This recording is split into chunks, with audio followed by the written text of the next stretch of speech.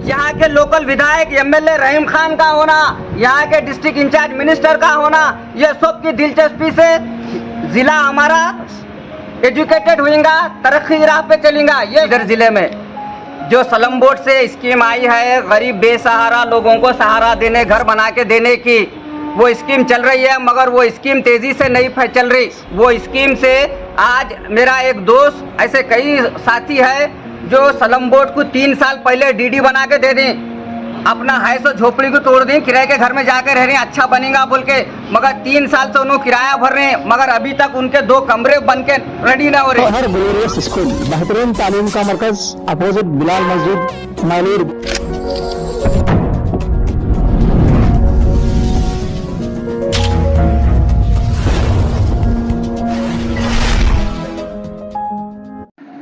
Public 7 news में आप सभी दर्शकों का स्वागत है। जिला बीदर के एसएसएलसी रिजल्ट को लेकर वसीमुद्दीन किरमानी ने जिम्मेदारों पर नाराजगी जताई।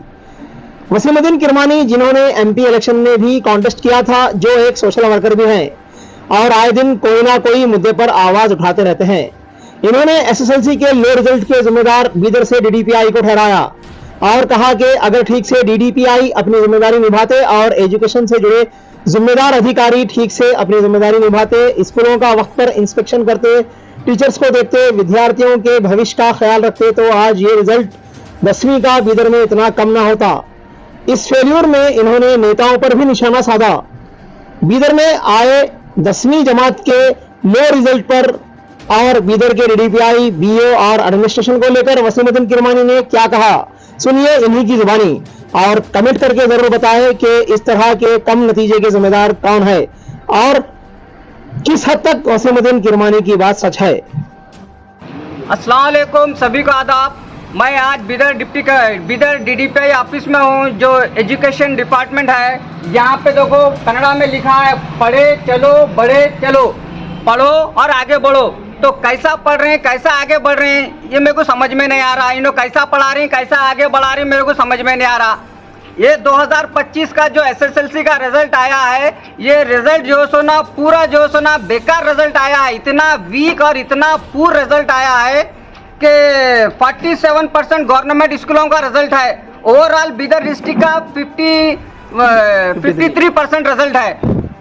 तो कैसा हो रहा है काम? प्राइवेट स्कूलों के टीचर्स की सैलरी 12,000 15,000 सैलरी रहती है। सरकारी स्कूल्स के टीचर्स की सैलरी 60,000 80,000 करीब 1 लाख तक उनकी सैलरी रहती है। मगर सरकारी स्कूलों का रिजल्ट डाउन, प्राइवेट स्कूलों का रिजल्ट थोड़ा अच्छा।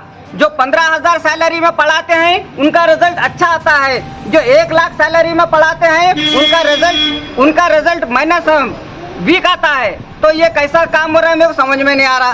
कैसा पढ़ा रहे, कैसा आगे बढ़ा रहे, समझ में नहीं आ रहा। गवर्नमेंट की बात कर रहे हैं हम, गवर्नमेंट ही नहीं बल्कि टोटल ओवरऑल बीदर डिस्ट्रिक्ट का ही तो वही इसके अंदर प्राइवेट भी इंक्लूड है इसमें। इसके अंदर डीडीपीआई के बड़े जो सोना दिलचस्पी होती है, मगर मैं डीडीपीआई साहब की लापरवाही, नेग्लिजेंसी, बीदर डीडीपीआई की लापरवाही, मैं खुला कह रहा हूँ, बीदर डीडीपीआई की लापरवाही, नेग्लिजेंसी के ये नतायज आए हैं। बीदर रियासत कर्नाटक का बैकवर्ड एरिया है, पसमानदा इलाका है। मैं बार बार ये बात कह रहा हूँ, मगर यहाँ के विधायक, यहाँ के मिनिस्टर, यहाँ के डिस्ट्रिक्ट इंचार्ज मिनिस्टर, ये सब लोग एजुकेशन के ऊपर कोई तवज्जो नहीं लेते।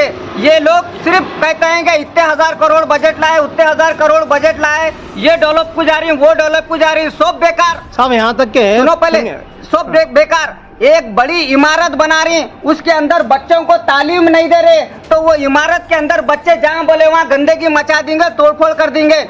2 कमरे ही क्यों ना होते टीनों के, मगर वो 2 कमरों के अंदर रहने वाले बच्चे तालीम याफ्ता होंगे, एजुकेटेड होंगे, तो वो बच्चे वो 2 कमरों को सजा के संवार के रखेंगे। बगैर तालीम के माहौल पूरा खराब हो जाता है। डीडीपीआई की जिम्मेदारी इसमें क्या होनी चाहिए? मतलब डीडीपीआई की लापरवाही, डीडीपीआई स्कूलों को विजिट नहीं कर रहे होंगे, बीओ विजिट नहीं कर रहे होंगे और टीचरों को खुली छूट छोड़ दे डाले। टीचर टाइम पे आ रहे कि नहीं आ रहे कि, अगर टीचर्स टाइम पे काम करते, डीडीपीआई टाइम पे स्कूलों को विजिट करते, बीओ विजिट करते, तो नतायज बेहतर होते थे। ये तो आप कैसा कह सकते हैं इनकी विजिट नहीं हो रही स्कूलों पे? नतायज बता रहे हैं, अगर इन्होंने मेहनत करे होते, विजिट करे हुए होते, तो रिजल्ट अच्छा आता था। कहीं कुछ स्कूल्स के ऑब्जर्वेशन देखे आपके? इनके कुछ नजर नहीं आया। इन्हों काम कब ऑब्जर्व स्कूलों को विजिट करते कि क्या करते कि अल्लाह आलम, मगर अच्छा काम करते तो अच्छा रिजल्ट आता था। बहुत सारे बार डीडीपीआई साहब ने ये भी कहा है कि हॉलीडेज में भी स्कूल से बहुत सारे खुले थे, प्राइवेट तो इन्होंने बोले कि रिजल्ट के लिए चल रहा है बोले और खाली बताने को वास्ते खुला रखे तो होंगे, अगर पढ़ाने को वास्ते खुला रखते तो रिजल्ट अच्छा आता था। इनकी लापरवाही जी, इनसे हमको किसी से दुश्मनी या किसी से मोहब्बत नहीं है। हमारे को मोहब्बत है तो तरक्की से है, हमारे को मोहब्बत है तो बच्चों के भविष्य से है, हमारे को मोहब्बत है तो हमारी जो कड़कड़ाहट जो तड़प है, देश का भविष्य अच्छा होना, बच्चे पढ़ लिख के काबिल बनेंगे तो हमारा जिला तरक्की करेगा। हमारा जिला पसमंदा है, लाखों रुपए ला के डेवलप कर लो मतलब नहीं है। जब तक के तालीम डेवलप न होती, एजुकेशन ग्रोथ न होता, लोग पढ़े लिखे नहीं होते, तब तक समाज में सुधार नहीं आता। समाज में सुधार आना, तालीम याफ्ता हो तो ही तरक्की होंगी। पुलिस वाले ठहर के हेलमेट पहनो बोल कर फाइना फाड़ रहे, क्या हेलमेट पूरे पहन के फिर रहे? जब उनको तालीम हो जाएंगी, जब अच्छे बुरे की तमीज हो जाएंगी, तो पुलिस वाले बोलने की जरूरत नहीं है। उन्होंने ऑटोमेटिक घर से पूरे सेफ्टी का सिस्टम लेके निकलते हैं, हेलमेट वगैरह लेके। तालीम रही तो चूंगी ना। तो अभी लोवेस्ट रिजल्ट का जिम्मेदार आप डीडीपीआई लोवेस्ट रिजल्ट का जिम्मेदार बीदर डीडीपीआई, बीदर बीओ और जितने भी टीचर्स है, ये तमाम लोग जिम्मेदार है। 1-1 लाख सैलरी उठा रहे, तुम क्या कर रहे? प्राइवेट स्कूलों वाले 15,000 में काम कर रहे हैं, उनके बच्चे अच्छा इंग्लिश में बात कर रहे हैं, अच्छा रिजल्ट ला रहे हैं। 15,000 तनख्वाह में काम करने वाली टीचर मेहनत कर रही है, रिजल्ट ला रही है। तुम 1-1 लाख सैलरी उठा के तुम क्या कर रहे? तो आइंदा अच्छे रिजल्ट के लिए क्या होना चाहिए आपके हिसाब से? अच्छा रिजल्ट आना बोले तो क्या होना? अच्छा रिजल्ट आने के वास्ते डीडीपीआई की मेहनत होना। डीडीपीआई जिम्मेदार है बीदर जिले के, बीओ जिम्मेदार है मेहनत करना, टीचर्स को टाइट करना, टीचर्स को जो टीचर्स काम कर रहे हैं उनको रखना, जो नहीं कर रहे कानून के हिसाब से एक्शन ले लो उनको। Deputy chief minister of Karnataka Siddaramaiah साहब भी बोल्ड स्टेप लिए। हमारा बीदर पसमंदा इलाका है, बार बार कह रहा हूं मैं, अगर बीदर की तरक्की होना है, बीदर को गुर्बत से हटाना है तो एजुकेशन का होना जरूरी है। साहब आपने एजुकेशन के ऊपर आवाज उठाई, बहुत अच्छे मुद्दे पर बात की आपने। इसके बाद आपका अगला कदम कौन से मुद्दे पर बात करेंगे? इसके बाद मैं बात करूंगा, गरीबों के रहने के लिए छत नहीं है, घर नहीं है, बेसहारा गरीब बहुत है बीदर जिले में।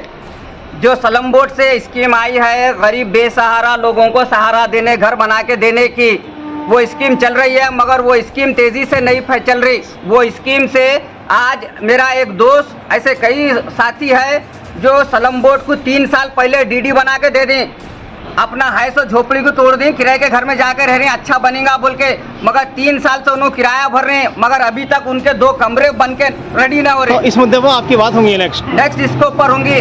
जल्द से जल्द जिनके भी घरों के स्लम बोर्ड से काम पेंडिंग है वो इमीडिएटली काम शुरू हो, और जल्द से जल्द जो किराया भर रहे उनका किराया बंद हो, बेसहारा लोगों को छत मिले, जल्द से जल्द उनका